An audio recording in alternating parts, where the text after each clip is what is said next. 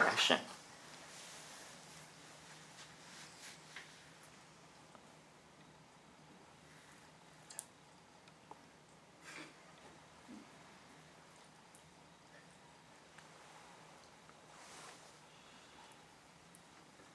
All right. Imagine you're taking a family vacation. Everyone's excited because you've never been to Disney before. The children are singing and playing. But in an instant, everything changes. There's glass and debris everywhere, the smell of smoke and gasoline. You realize that your children are no longer singing or playing. You've just been hit by a drunk driver. This is a very tragic scenario. However, it's all too often here in the United States.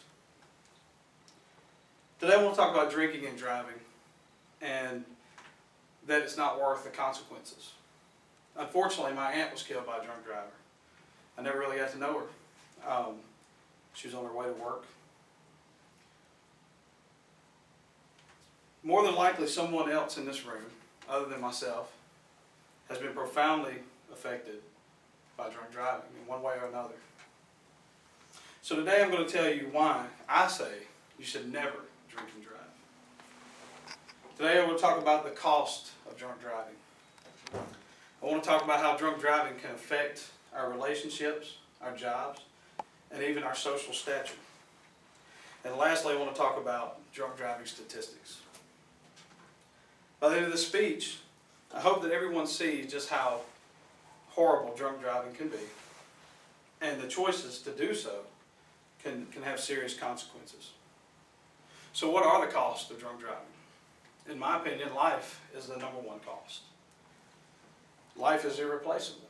You can replace a car or insurance policies, but you can't replace life.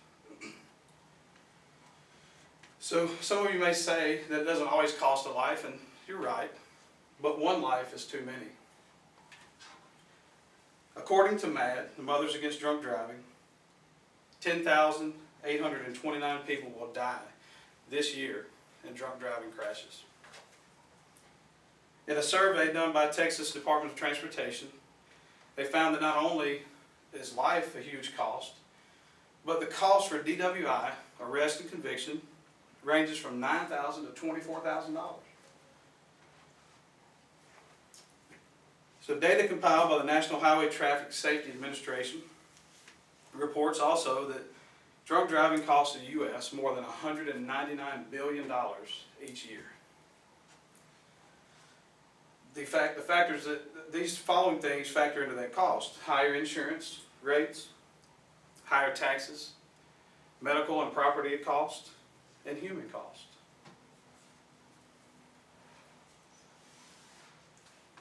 As you can see, the cost of drunk driving are extremely high. Now let's turn our attention to how drunk driving affects our jobs, our relationships, and even our social stature. One, you can lose your job.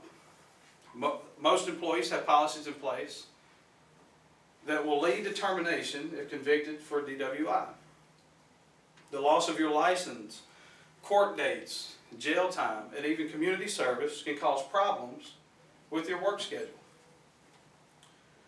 Job seekers.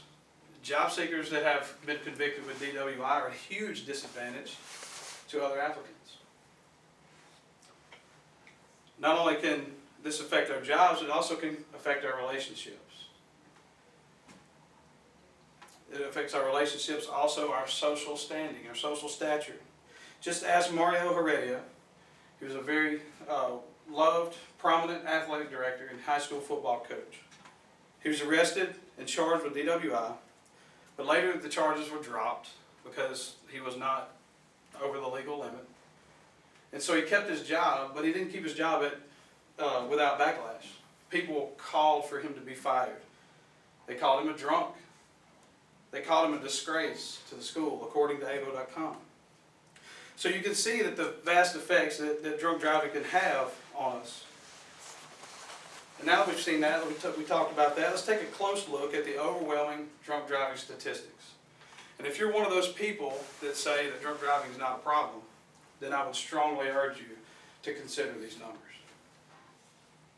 As I stated before, MAD, Mothers Against Drunk Driving, reports that almost 11,000 people will die this year in drunk driving crashes.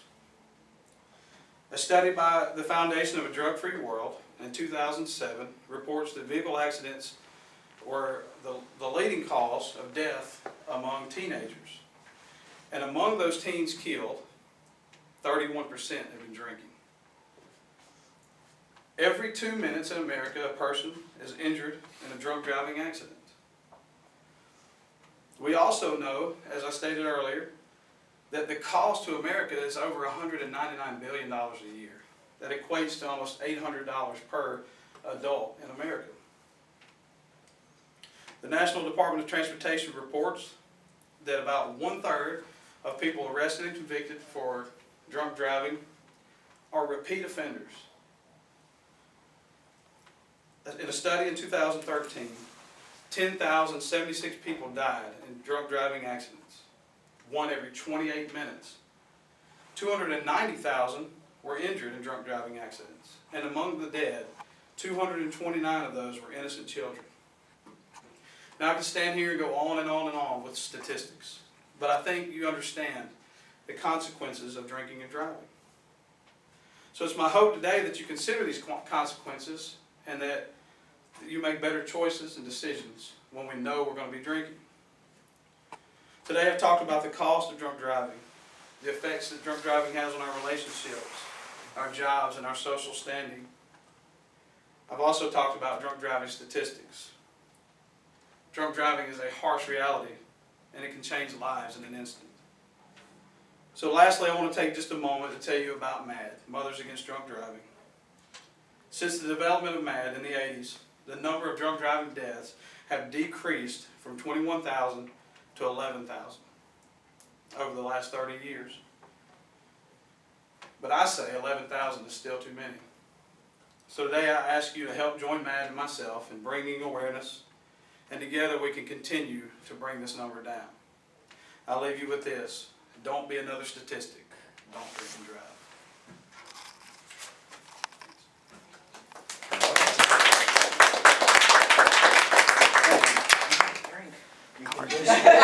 Yeah, we didn't drink now.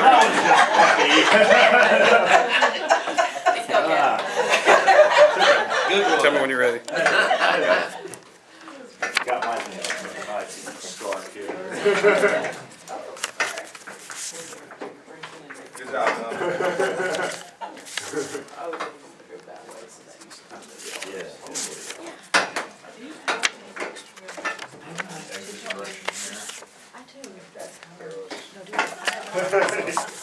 Follow the lighted signs on there. Kevin just bring. Alright, And I think what? Two more. alright. One more. Did you need him And that one. afterwards? That's it. Okay? Thank you.